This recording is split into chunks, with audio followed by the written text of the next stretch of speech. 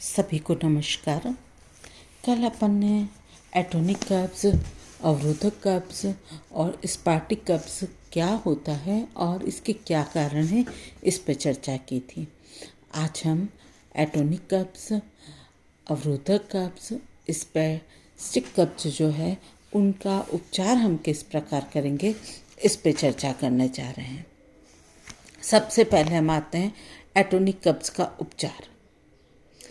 इसके उपचार हम किस प्रकार करेंगे, इसके लिए हमको क्या करना चाहिए। सर्वप्रथम जल का अधिक से अधिक सेवन करना चाहिए। कम से कम 8 से 10 ग्लास जल प्रतिदिन पीना चाहिए। बेटा, मैंने एटोनिक कब्ज क्या होता है ये आपको पहले ही बता दिया, बस आज हम इनके उपचारों पर ही चर्चा कर रहे हैं। तो सबसे पहले जो मैंने बताया कि उन्हें अधिक मात्रा में जल पीना चाहिए और कम से कम 8 से 10 ग्लास पर डे पीना चाहिए। चौकोर सहित आटे की रोटी ग्रहण करना चाहिए। नियमित रूप से हमें व्यायाम करना चाहिए। सुबह शाम खुली एवं ताज़ी हवा में टहलना चाहिए। नियमित समय पर शौच जाने की हमें आदत डालना चाहिए। रेशे युक्त भोज्य पदार्थों का सेवन करना चाहिए, जैसे कि दलिया है, साबुत अनाज है, छिलके सहित दालें हैं, हरे पत्तेदार सब्जियां हैं, फलों का प्रयोग करना चाहिए। कच्ची सलाद का जो सब्जियां हैं उससे सलाद बना के हमें खूब ग्रहण करना चाहिए। शरीर को हमेशा चुस्त और क्रियाशील रखना चाहिए।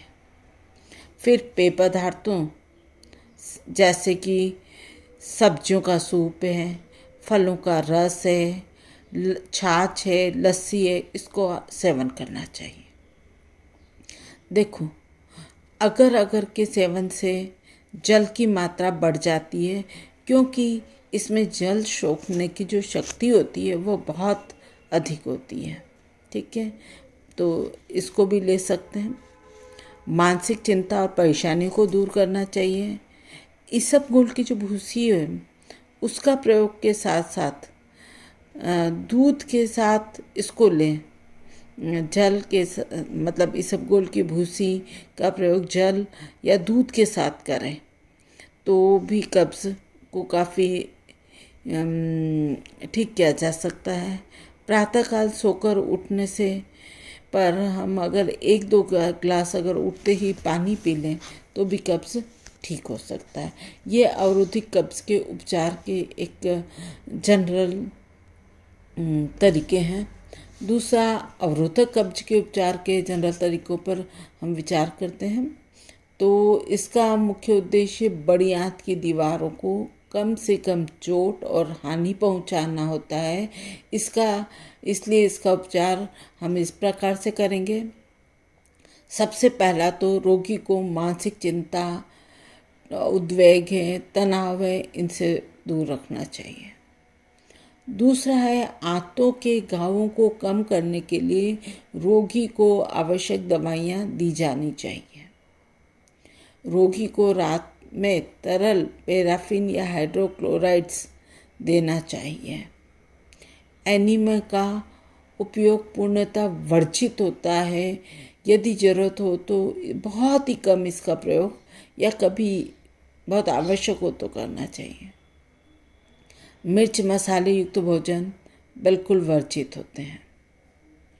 फिर अधिक तले भुने बासी भोजन नहीं देना चाहिए। फॉलिक एसिड है, विटामिन B12 है, इसके इंजेक्शन देना चाहिए। मिल्क ऑफ मैग्नीशियम का प्रयोग तब किया जाना चाहिए जब अन्य दवाइयों से लाभ नहीं हो रहा है। तो अवरोधक कब्ज का उपचार करते समय इन सब बातों का ध्यान रखना चाहिए। फिर है स्पेस्टिक कब्ज जो है उसका उपचार करते समय हमें क्या करना चाहिए। इसका मुख्य उद्देश्य बड़ी आंत में ज्वलन उत्पन्न करने की दशा को सुधारना होता है। इसके लिए हम क्या करेंगे। पहला तो टेबल स्पून लैक्टोज फलों के रस दिन में 2-3 बार देंगे।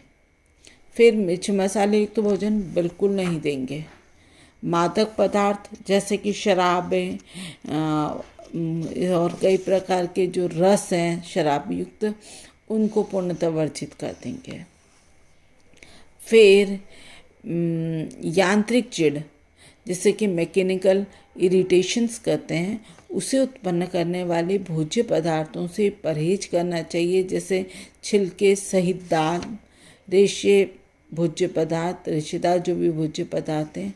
पर्याप्त मात्रा में ठोस भोजन ग्रहण करना चाहिए, इससे भोजन आंतों में होते हुए आसानी से निकल जाए।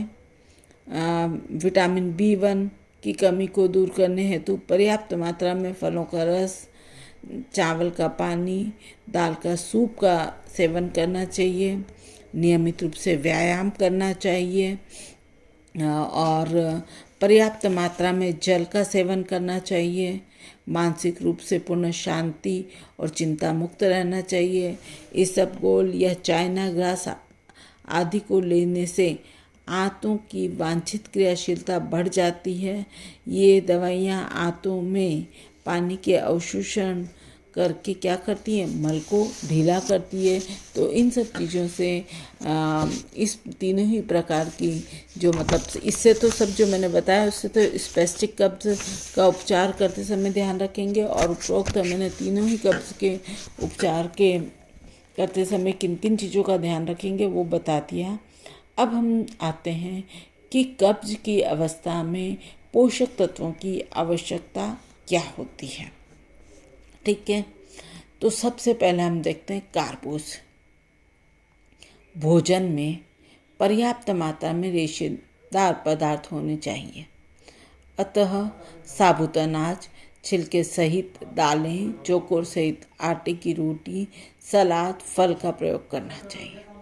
ठीक है, और ऊर्जा कितनी देनी चाहिए? रोगी की आयु, लिंग और क्रियाशीलता के अनुसार कैलोरी की मात्रा निर्धारित करनी चाहिए। प्रोटीन प्रतिदिन 60 से 80 ग्राम प्रोटीन जो है पर डे देना चाहिए। और विटामिन्स, इसमें बी कॉम्प्लेक्स और सी की मात्रा बढ़ा देनी चाहिए। और कभी कभार क्या होता है, विटामिन बी कॉम्प्लेक्स और सी की कमी होती तो भी कब्ज हो जाता है, इसलिए इसको अधिक मात्रा में देना चाहिए। बाकी विटामिन्स जो नॉर्मल व्यक्ति को दिए जाते हैं, जितनी उसको नॉर्मल रिक्वायरमेंट है उतनी देना चाहिए।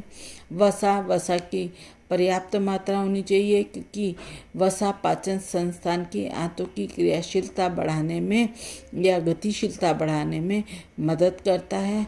वे मल को चिकना और ढीला करके निष्कासित करने में सहयोग देता है, इसलिए पर्याप्त मात्रा में घी है, मक्खन है, तेल आदि का सेवन करना चाहिए। परंतु इसका अर्थ ये नहीं कि तले भुने भोज्य पदार्थ ग्रहण करना चाहिए। तले भुने भोज्य पदार्थों की उपस्थिति में वसा का पूर्ण एब्जॉर्प्शन नहीं होता, अतः तले भुने भोज्य पदार्थ नहीं लें।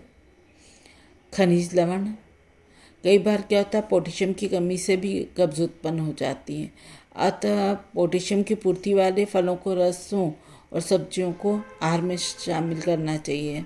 बाकी खनिज पदार्थ एज ए रिक्वायरमेंट देना चाहिए।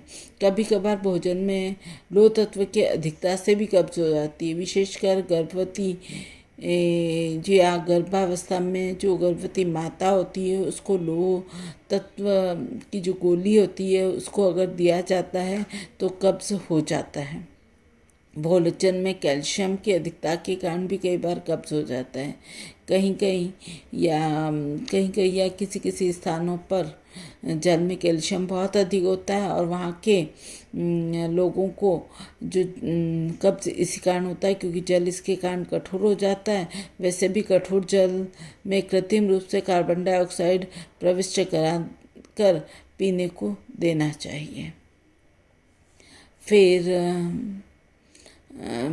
जल और पेय पदार्थ, पानी का उपयोग अधिक मात्रा में करना चाहिए। दिन में कम से कम 8-10 ग्लास पानी पीना चाहिए। सुबह उठकर गुनगुने पानी में नींबू निचोड़कर पीने से भी कब्ज में लाभ होता है। पेय पदार्थों में फलों का रस, छाछ, लस्सी, गन्ने का रस, सब्जियों का सूप आदि अधिक मात्रा में सेवन करना चाहिए। मद्यपान धूम्रपान पूर्णतः वर्जित करना चाहिए। चाय कॉफ़ी कम से कम ग्रहण करना चाहिए। अगर कब्ज़ हो जाती है और समय रहते उपचार नहीं किया जाए तो इसके कई गंभीर परिणाम या गंभीर बीमारियां हो जाती है, जैसे हर्निया हो जाता है, बवासीर या पाइल्स हो जाता है, हृदय संबंधित रोग हो जाते हैं और हृदय रोग, दमा, शल्य चिकित्सा के उपरांत भी कई बार कब्ज़ उत्पन्न हो जाती है और इस रोगों में भी कब्ज़ उत्पन्न नहीं होना चाहिए। अगर हम एक दिन की आहार तालिका देखें तो हम देखते हैं कि सुबह उठ के उसको सर्वप्रथम गुनगुना पानी नींबू डाल के देना चाहिए 1 गिलास के आसपास, या फिर चाय पिला दो। 9 बजे जब नाश्ता देते हैं तो पालक का पराठा खिलाओ, अंकुरित मूंग व चने की सब्जी खिलाओ, दूध और शक्कर दे के दो। पालक पराठा जो है 2 खिला दो पालक का आप, और अंकुरित मूंग व चने की जो सब्जी है वह 1 प्लेट दे सकते हैं। दूध और शक्कर डाल के 1 गिलास उसको दिया जा सकता है। 1 अमरूद खाने को दिया जा सकता है। दोपहर के भोजन में बिना छने हुए आटे की रोटी 2-3 दे दो। छिलके वाली जो मूंग की दाल 1 कटोरी दो उसको, और चावल जो उसना होते हैं वो 1 प्लेट दिया जा सकता है। गाजर मटर आलू टमाटर की सब्जी दी जा सकती है 1 कटोरी। दही बथुआ प्याज का रायता दिया जा सकता है 1 कटोरी। मौसमी सब्जियों का सलाद दिया जा सकता है 1 प्लेट। फिर दोपहर में मतलब दोपहर का खाना अगर 1:30 बजे के आसपास खिलाया है तो 4 साढ़े 4 बजे उन्हें टमाटर और गाजर का सूप 1 कप दे सकते हैं, और 5:30 के आसपास उसे कॉफ़ी या भुनी मूंगफली दी जा सकती है। कॉफ़ी 1 कप दे दो और भुनी मूंगफली जो है 30 ग्राम उसको खाने को दे दो। अब रात को जो 9 बजे है उसको भोजन दिया जाता है, उसमें शाम को 2-3 रोटी दे सकते हैं, चावल 1 प्लेट दे सकते हैं, शिमला मिर्च पनीर की सब्जी दी जा सकती है, चावल की खीर दे सकते हैं, या फिर दाल चने की दे सकते हैं 1 कटोरी। फलों का रस फलों का सलाद दे दो 1 प्लेट।